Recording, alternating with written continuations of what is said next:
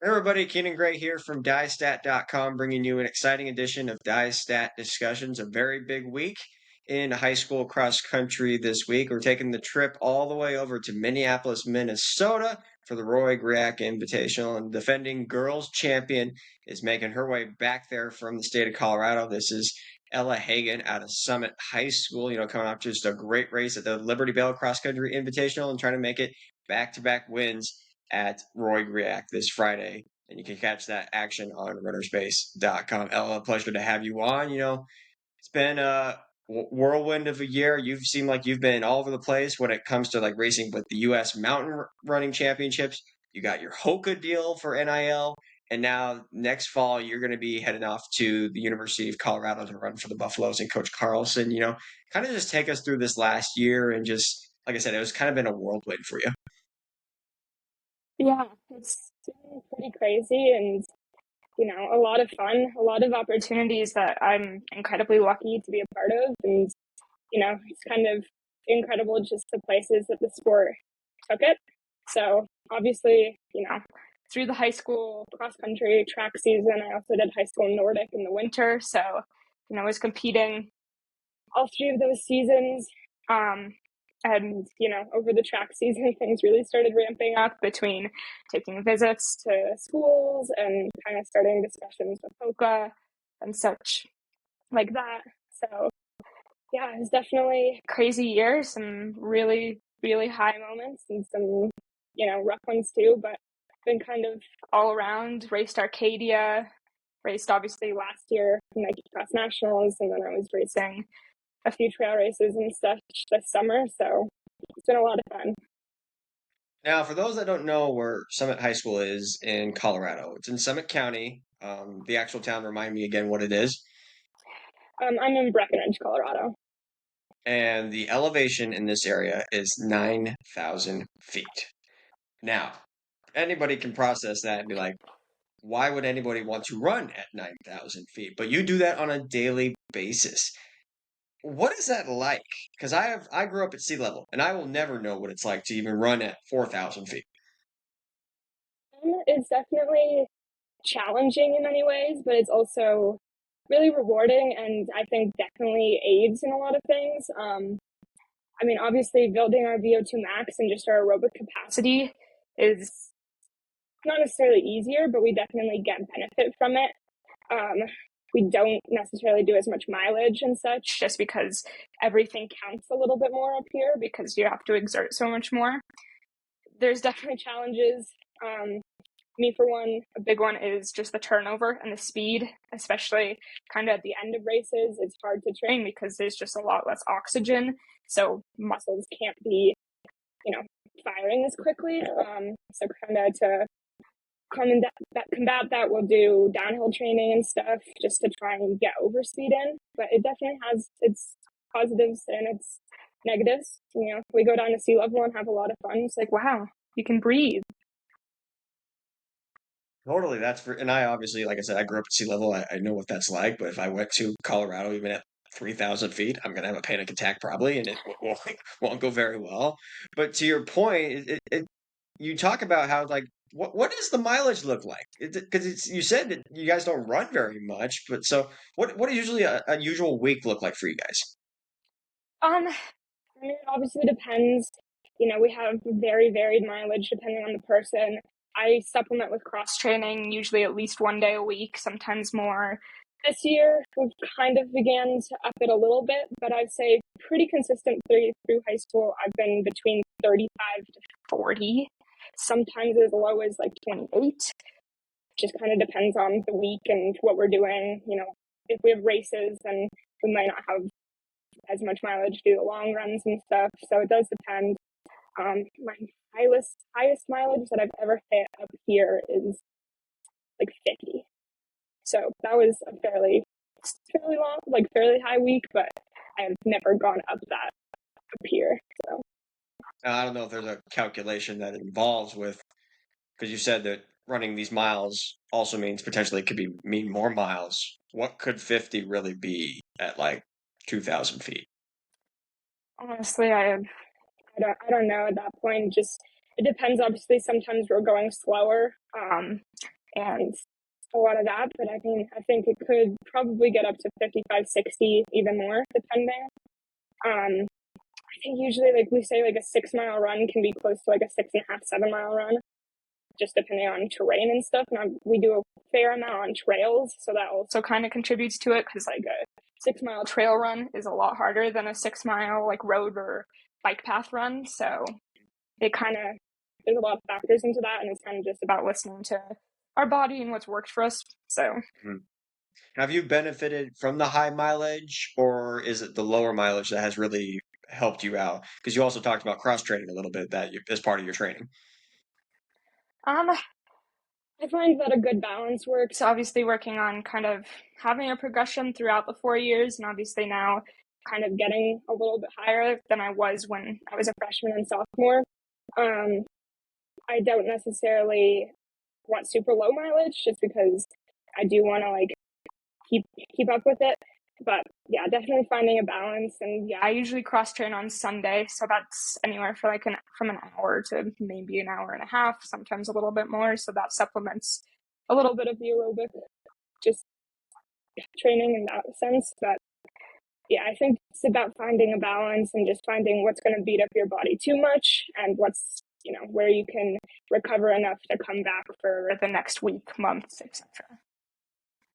So senior season has arrived, and you've already started. You've already had 2 races under your belt, and you got a third one this Friday. Has it kind of hit you already? It's like, wow, I'm in my 4th year of high school cross country now. Yeah, it's pretty crazy. It's definitely super bittersweet, because high school cross and just high school sports in general have been such an incredible part of my life, and it's insane that it's already year 4, and taking that with me on the line. I just want to enjoy every moment and be confident that I've done this before and I can do it again. So it's definitely been hitting, and like last weekend is like, wow, I have stood on this starting line 4 times now, and this is the last time I ever will. And so a lot of that was just, I want to do the best that I can, because I won't be able to do it again. So it's been sad, but it's also been super exciting. And honestly, like this year for the state of Colorado is going to be one of the best years that we've seen in a long time, especially with the amount of teams that are going to be potentially competing for spots to go to NXN this year yourself as an individual. And maybe your team is part of that mix as well. But what is it kind of, just going back to last year, with Air Academy winning the team title at NXN, Niwot finishing second, Mountain Vista getting into the mix. What is it about this era of Colorado distance running that has really stepped it up? Um, I think we all lift each other in special ways. And I mean, last weekend was one of the most competitive meets of the season, and it was for many like the second 5K of the season. So I think just stepping on the line around here, you're going to have a race, and it definitely like drives you to just do the best that you can. It's always in the back of the mind, like, I can't get off easy in this state. And I mean, like the girls on the other teams on Air Academy and Niwot Mountain Vista, they're all some of my closest friends. So it's like, it's special out there, because, we make such tight bonds when we're racing each other, but then we get to celebrate together. And so I think it's kind of part of that. And obviously training here makes you strong. You have to be strong to train in Colorado, between the weather and the altitude and all these other factors. I think that's definitely a contributor to it. You mentioned how challenging and competitive last week was. I mean, 16:54 for you to get the win. But then there's a sophomore that runs 16:59 too in Delaney Reuter. Then you got Emily Cohen, another veteran that's been around from Cherry Creek, the Air Academy girls, Mountain Vista. What about that race last week? Just, did you feel like that because it was so competitive and knowing what was coming in, it's like, all right, this is the season I really have to step up my game in this race? Yeah, to an extent. I think, I've been second in that race to 2 seniors 2 years in a row. And that was a really special experience for me, because it showed me just so much about the sport. And getting to Liberty Bell last week, I wanted to make my mark and finally be a part of it. And it's always been a special race for me. part of it is getting to compete against these people and getting to race. And it's always so fun. Like, I'll find myself just like smiling halfway through because I'm like, okay, this is crazy. Like, we're all in this together. So I think it definitely makes it special, and everybody's looking towards Liberty Bell. Like, the beginning of the season, it's like, okay, Liberty Bell, and then we continue on to the rest of the season, because it's a great way to test where you are right now. And obviously, you don't want to be at your highest right now. You don't want to be peaking right now, but you're testing your like how competitive you are against everybody else at this point. So it's definitely, people are watching for it for sure. Well, and you said you've been there 4 years now. Were the nerves there? Were they perhaps maybe a little bit lower than usual? Because like you said, you've been in this situation before where you've been second 2 years in a row. It's like, all right, now I know what it really takes to try to see if I can get the win here. I'd say, I'm always nervous before a race. I'm always excited before the races. I say Liberty Bell, I was definitely nervous, but a lot of it was just wanting to see exactly what can happen. And I knew the course. I knew like when it starts to hurt and when I could press it on. And I went into it trying to just have confidence in myself and everything that's gone into it up to this point. So there's definitely nerves because it's a big meet, and your best competitors are out there, and nobody's gonna let you off. So you have to perform on the line. But there was also just a lot of see what you can do, and that's all you can. So, And I think it paid off. It's fair to say. yeah, no, it was definitely special being able to come across that line and just see, all of the years that have piled together. And I think, Liberty Bell has always been a point where I get just hungry for the rest of the season, and that was no different this year. So definitely worked out that there's a long season and a lot more races. Excited. Well, one race that you do know how to win is the Roy Griak Invitational, and you're going to go back there this Friday to try to repeat as champion. Take me back to last year's race. This course, even though you have gone down a lot of feet in elevation, almost sea level essentially for you, that course is challenging, and it has its hills. It has just it's got a lot of grass terrain. What about last year's race? Kind of just went well for you to get that win at Roy Griak. Last year was definitely kind of a spontaneous race. I think we decided the week of the race to actually go out there. And I think that kind of took some of the pressure off it. And just being able to go and race against a whole new group of people, definitely it was like, just have fun with it and enjoy it. And I loved that course. I love it. It's probably my favorite course I've ever run. Liberty Bell is special, but Liberty Bell is not a cross country race. It's a road race. Like, I don't care what anybody says. Like, it's very fun and it's very competitive. But Roy Griak is a cross country race, and it's going to challenge you every step of the way. I love kind of the rolling, and you always have to stay focused. You can't ever just you can't phase out. I think it's an amazing course, and it definitely makes you stronger. I think last year, just approaching it with, I'm just going to leave absolutely everything I have out there. Eventually, I was able to kind of start getting myself rolling, and it just went from there. And you feed off of the energy. It's a big meet. There's a lot of people out there, so it was definitely a culmination of things for Roy Griak, but just kind of taking the pressure off it for sure. Also learning how to survive, as they call the hill, the Widowmaker. I just found that out a couple of days ago that they call that last hill one of the most bizarre names that I've heard in a while. So, well, it sounds like you like the hills. Is that a fair assessment? I love the hills. I do. They're fun. They're, got to stay on your toes, quite literally. And I think, on many courses, they make or break it, but you can also, I wouldn't say you necessarily win on the hills, but you win on how you respond after the hills. I love climbing. Maybe it comes from partially being a mountain runner, but I love it. So it was definitely a big part of it. Yeah. And just like last year, it's going to be another competitive field and primarily made up of a lot of the girls from the NXR Heartland region. You look back at that competition last year, like Nora Hushhagen, um, at Libby Castelli from South Dakota. What'd you like about that group that you ran against last year and just something you're looking forward to this year? I think just being able to race against different girls from a different region is definitely very helpful. And it kind of, going into the postseason meets, it's like I have raced against some of these other girls. I think last year we had a really good race going. Like we had a pack at a mile and a mile and a half, and we were all pushing each other to, get to that fastest point that we can. So it was definitely a lot of fun and just making more friends. Like obviously I'm very close to the girls that I race here in Colorado. So getting to meet the girls from another region was super fun. And then, we went to the postseason races and there was a familiar face. So it was definitely cool and special in that way.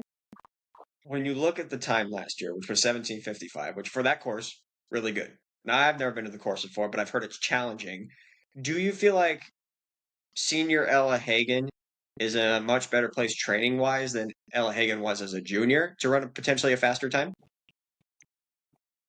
I think obviously you have to show up on the day, you have to show up on the line, and nothing is ever given in this sport. But I do feel strong and you never know what's going to happen, but I'm excited to go after the course again. And obviously now I know how I'm going to react and how I can really push where I can push on that course.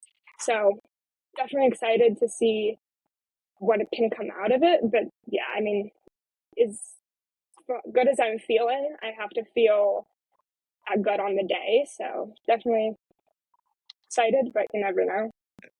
So what matters most is getting the win. It's not necessarily about the time. And that's what cross country is about. It's just getting the win and not necessarily about the time. Yeah, I mean, cross country is about competing and just being a competitor amongst all the other girls. And obviously, especially this year and last year, incredibly fast times come out of that.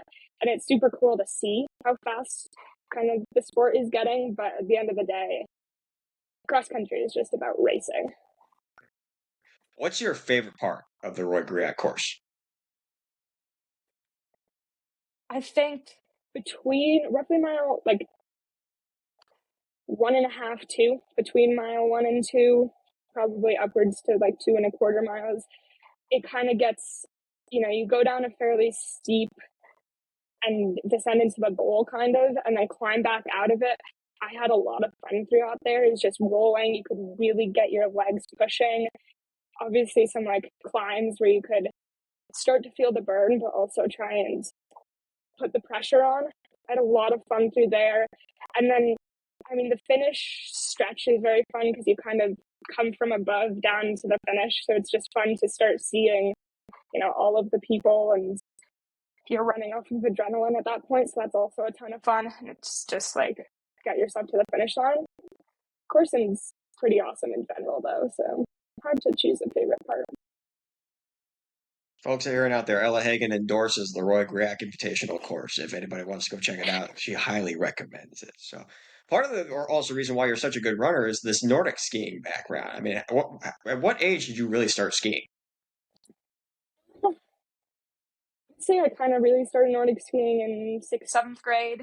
I mean, mainly just we had a ski club and, we would go and play sharks and minnows on skis and stuff. But once I joined the high school team, it was mainly as a method of just staying fit in the winter for track. But I mean, I love it. We have a lot of fun out there. I mean, the cross country team makes up 90% of the Nordic team. So it's kind of just a continuation. We work hard, but yeah, I mean, definitely high school Nordic kind of started picking up. I never really thought I would get to the point where I could be competitive in it, but I guess the running kind of just played into that, and obviously a lot of fun and a really good tool for building strength and VO2 max over the winter. So, Is that something you want to continue doing when you go to Colorado next fall? not competitively, no. I mean, it would definitely be nice to be able to just get on skis every now and then, and definitely a way to clear the mind. I've briefly discussed it, and there's definitely a possibility of like every now and then, if we have an off day, I could, go Nordic skiing. Possibly we can, meet up other people. So, I mean, not competitively, but it's definitely something that I'd continue to do just for the fun of it, and as another point in training. Always remember to be a multi-sport athlete. It's very beneficial. That's why athletes are successful. They do a lot of sports, and it helps them in other ways. Uh, Especially with Nordic cross country, it sounds like it helps you out tremendously with the running aspect. But I want to talk about Colorado a little bit, and I pulled up this article from the Summit Daily. The headline is "I came home and I knew Summit's Ella Hagen commits to running for storied Colorado Buffaloes program." Is that really what it was? Is like when you came back home from your trip to Colorado and learned all the ins and outs. Maybe Coach Prime was also maybe a person that convinced you to go there as well. But did you really go home and was like, yes, this is the place I want to Yeah, at the end of the day, it was a really strange kind of feeling, but definitely a gut feeling, and it went really fast at the end, which I wasn't expecting. Um, I mean, it was hard. It really was. I had incredible options, and I knew I would be happy with any of the places I went to. But coming home from Colorado, it was just this feeling of this is where I'm going to be happiest running, and in the event that I can't run. And also just like I fell in love with the team. And obviously, I mean, a part of it for me was I really wanted to stay at altitude. So that narrowed down my search pretty quickly in the beginning. go? Um, but yeah, at the end of the day, it was like, I don't even know to an extent like what made the decision, but I knew. And it was weird. And that's what all of the seniors had been telling me from like the year before and even the year before that when I was just starting out. I was getting to a point where I was like, they chose, and then afterwards they knew. No, it was like, this is where I want to be for the next 5 years of my life, or however many it might be.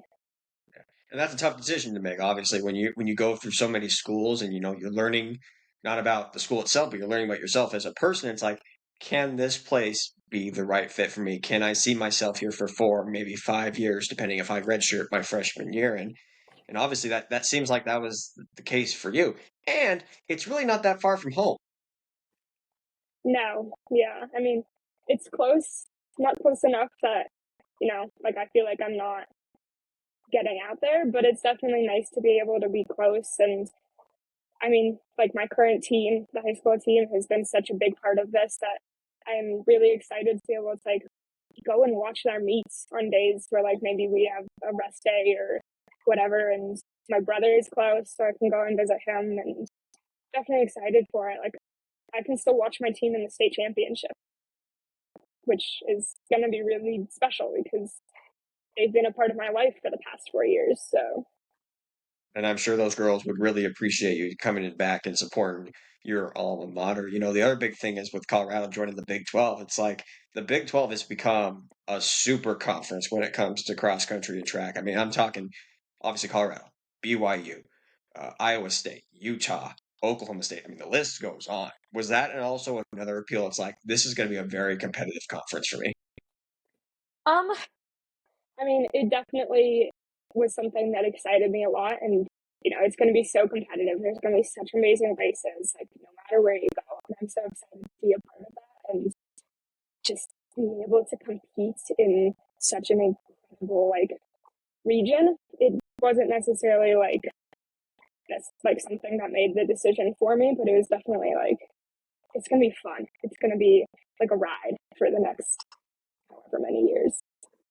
Are you a big football, basketball fan? Because I know those are two primary sports that they really love at Colorado. I can't say I am. I just when after I committed, I said that I should probably figure out at least something about the football team. I don't think I'd ever watched an entire football game before now, so no, not really. But But they do have I a can get live into it.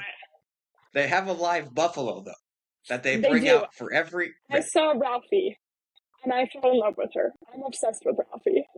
I was just saying. So, what was the experience like? Was that also another selling point? It's like I just want to see Ralphie every day.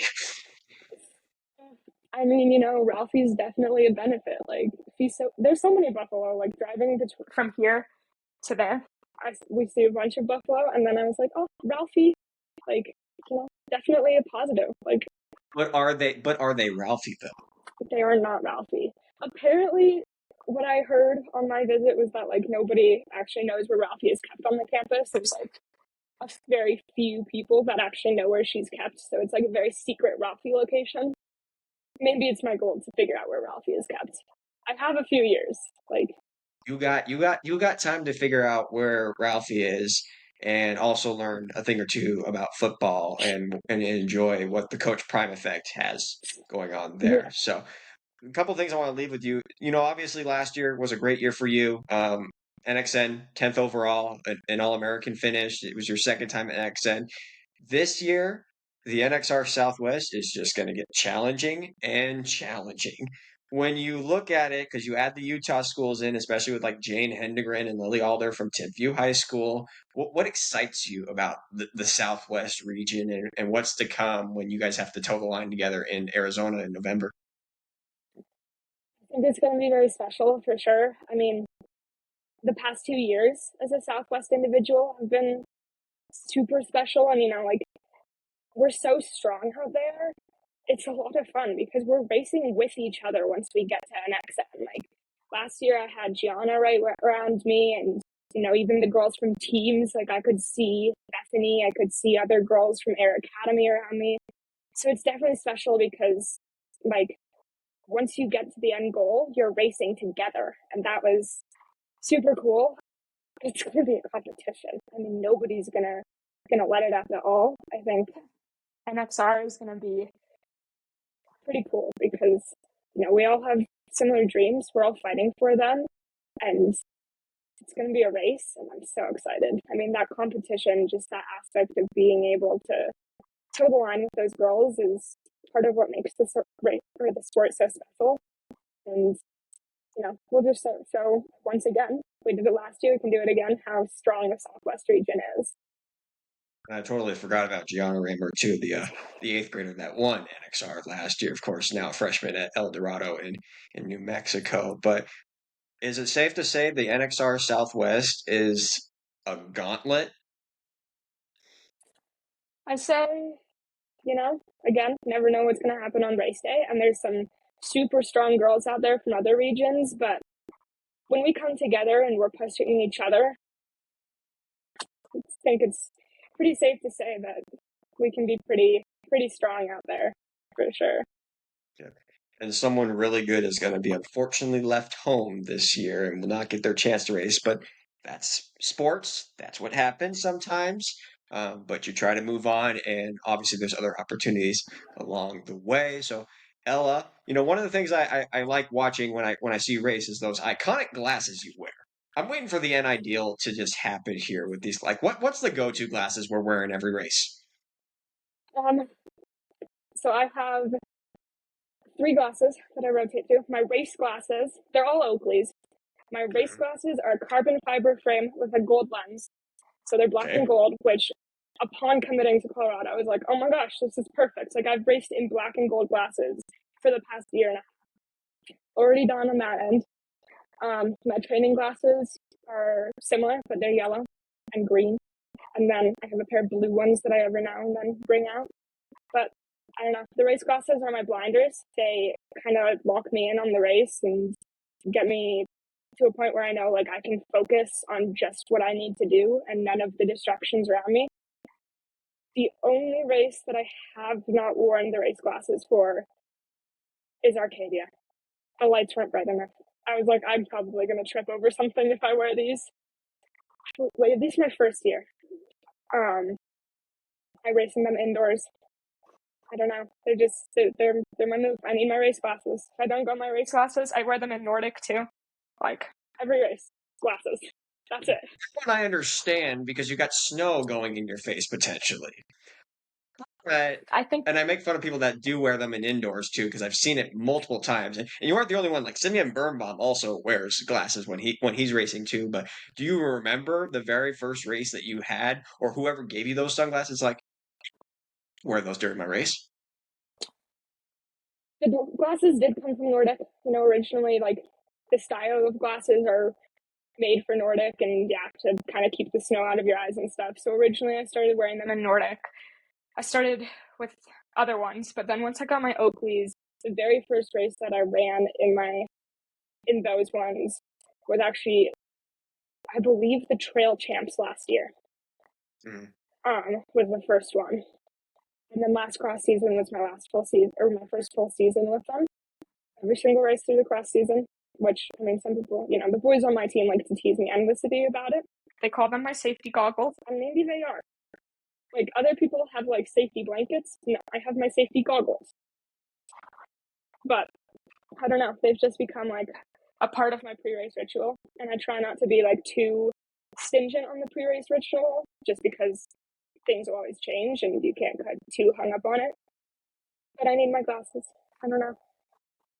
What race goggles are we wearing this week? Obviously, the black and gold ones. Can't go wrong with them. Yeah. Maybe I'll I look had at to the blue ask. ones for a few races. These are the important journalism questions everyone wants to know. And I think that's the perfect way to wrap up this Die Stat discussion. Ella, really appreciate your time. Wish you nothing but the best this Friday, and hopefully you can repeat as champion at the Roy Griak Invitational. Of course, everybody can tune into the Roy Griak Invitational on Friday on runnerspace.com. The first race at 10 a.m. Central Time with the collegiate races, and then the high school races to follow in the afternoon. Ella, really appreciate it. Thank you. Thank you. Yeah.